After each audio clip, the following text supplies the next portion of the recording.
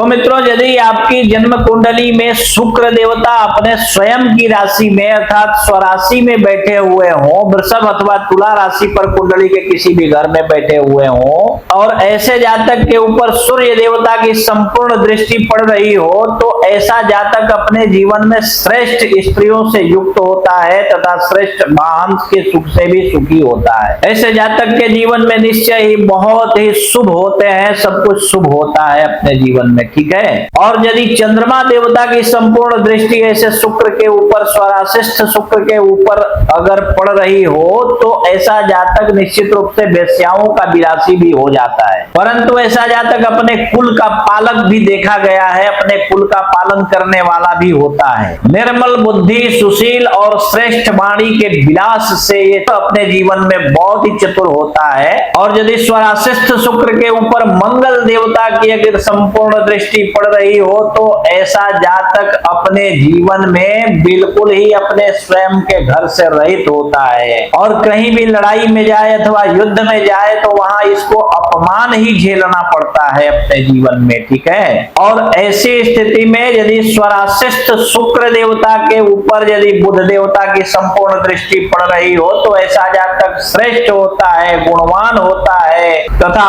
उत्तम भाग्य के सुख से भी सुखी होता है और अनेकों प्रकार की कामना युक्त सौम्य स्वभाव वाला बलवान और धैर्यवान भी ऐसा जातक अपने जीवन में देखा गया है। स्वराशिष्ठ शुक्र देवता के ऊपर यदि गुरु देवता की संपूर्ण दृष्टि पड़ रही हो, तो ऐसा जातक श्रेष्ठ वाहन के सुख से सुखी होता है और श्रेष्ठ स्त्री के सुख से भी ऐसा जातक सुखी देखा गया है अपने जीवन में। अनेकों प्रकार के श्रेष्ठ गुण इसके अंदर विद्यमान होते हैं और श्रेष्ठ प्रकार के मित्रों से भी ऐसे जातक का जीवन सुशोभित रहता है। ऐसा जातक अपने जीवन में धनवान और पुत्रवान भी देखा गया है। अनेकों प्रकार के वस्तुओं का लाभ ऐसे जातक के जीवन में निरंतर होते रहता है, ठीक है। तो इसी प्रकार से आप भी अपनी कुंडली देखिए और अपने बारे में समझ जाइए। और अगर इसके बाद भी आपको समझ में न आ रहा हो, तो किसी कुशल श्रेष्ठ विद्वान ज्योतिषी को अपनी कुंडली दिखाइए।